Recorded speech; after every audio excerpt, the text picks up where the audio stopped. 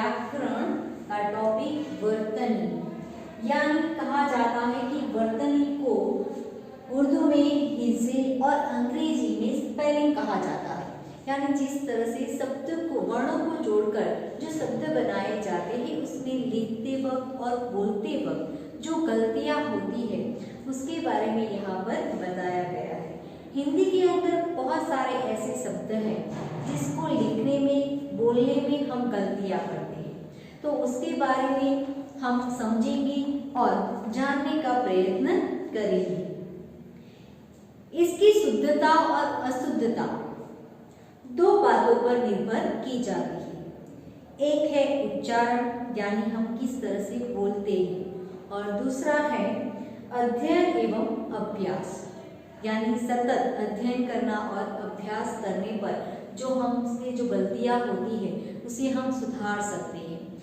Class work के अंदर उच्चारण करते वक्त जो शब्द है उसका जो वर्ण है उसका सही उच्चारण करने पर उनमें जो हो रही अशुद्धियां है वो हम मिटा सकते हैं और उसे शुद्ध कर सकते हैं। यानी सतत बोलने पर, यानी सतत उसका मुहावरा करने पर, प्रयत्न करने पर जो अशुद्धियां है उसे दूर की जा सकती है। तो यहाँ पर ग्रेड 9 आपकी टेक्स्ट बुक के अंदर वर्तनी नाम का जो व्याकरण का टॉपिक दिया गया है उसे हम पढ़ेंगे और साथ में उस व्याकरण को समझने का प्रयत्न करेंगे। तो यहाँ पर वर्तनी यानी उसे उर्दू में हिज्जे भी कहते हैं और अंग्रेजी में स्पेलिंग भी कहा जाता है।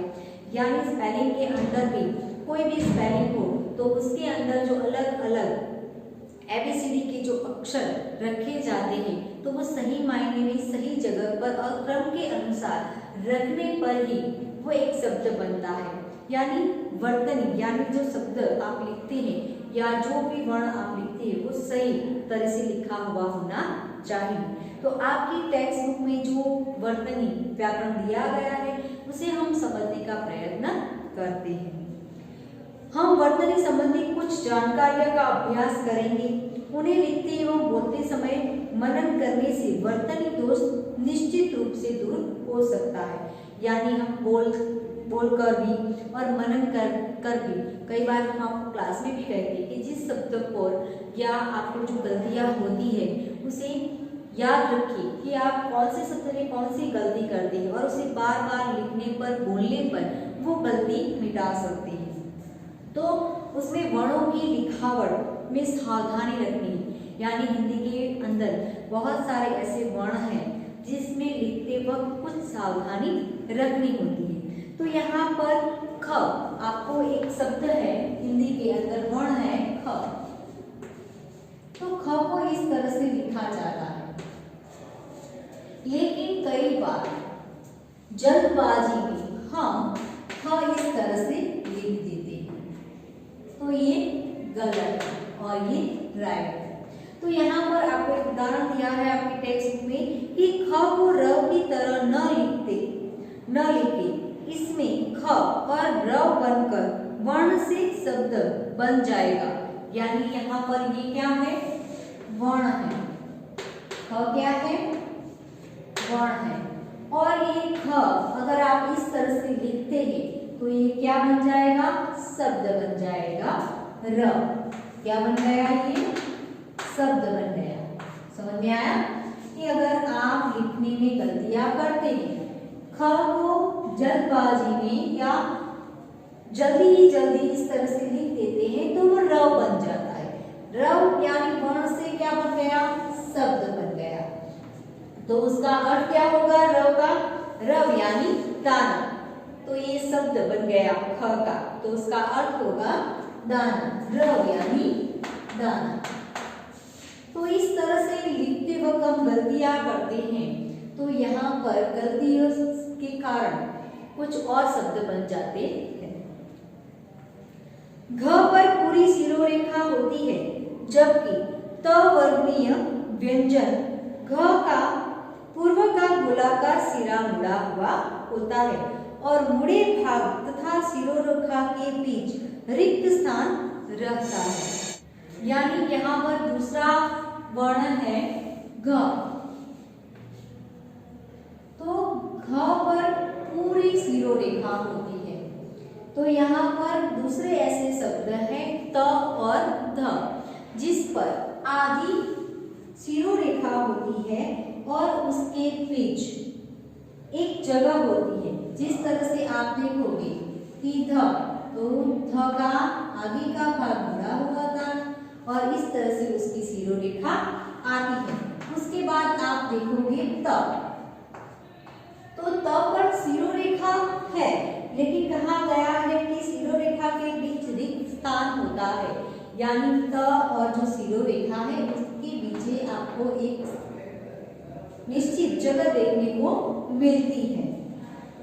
इसी तरह थ, भ, य, श और श्र की लिखावट में ऊपर से मुड़े भाग के ऊपर सिरोरेखा नहीं होती। यहाँ पर आप कुछ ऐसे शब्द हैं कि जिस पर जो भाग मुड़ा हुआ होता है उस पर सिरोरेखा नहीं होती।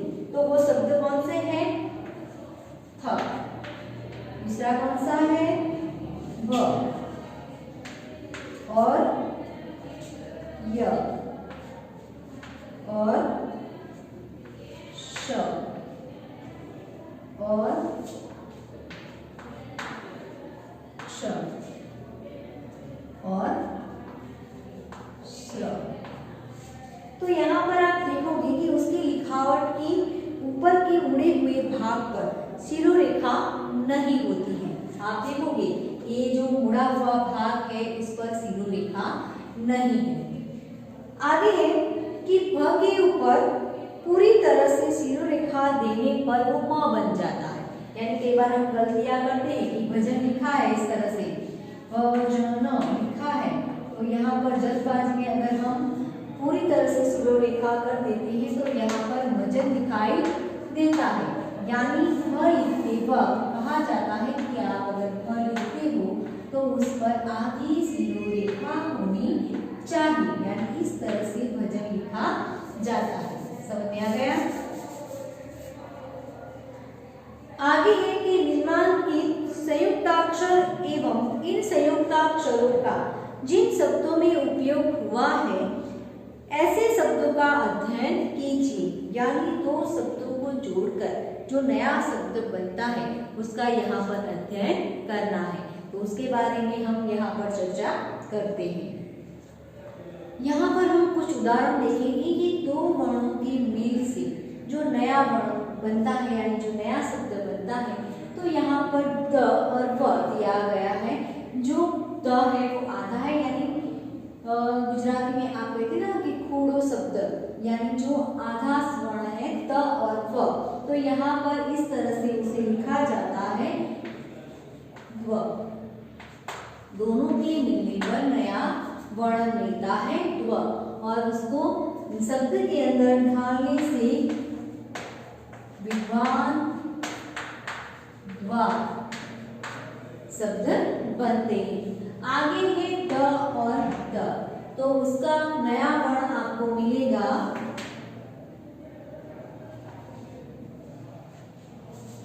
द, और उसका शब्द बनता है, क्या शब्द बनेगा? उसका शब्द बनता है तद्दन। तद्दन। उसके बाद है द और म, तो उसमें बनता है दम,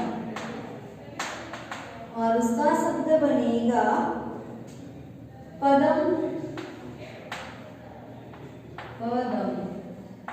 ओके, और उसके बाद है द और य, यानी द्य। क्या बनेगा?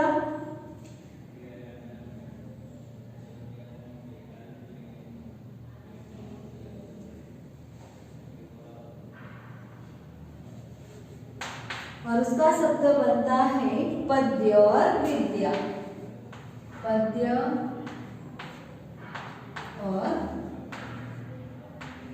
विद्या।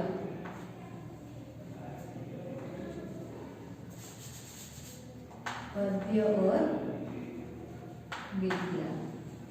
तो इस तरह से दो वर्णों की मेल से बना हुआ वर्ण जो होता है वो उसका नया रूप होता है, और उसके बाद उसको शब्द के अंदर ढालकर नए शब्द का निरूपण किया जाता है। तो इस तरह से संयुक्ताक्षरों का प्रयोग हुआ हो ऐसे अन्य शब्द अपनी किताब में दिए गए हैं जो आपको पढ़ने हैं और समझने हैं और उसको समझने का प्रयत्न करना है। अब अनुस्वार और चंद्र बिंदी यानी कई शब्द ऐसे होते हैं कि जिस पर बिंदी आती है, कई शब्द पर अनुस्वार होता है। तो कहाँ कहाँ पर अनुस्वार लगाया जाता है और कहाँ पर चंद्र बिंदी होती है, उसके बारे में हम जानकारी प्राप्त करते हैं।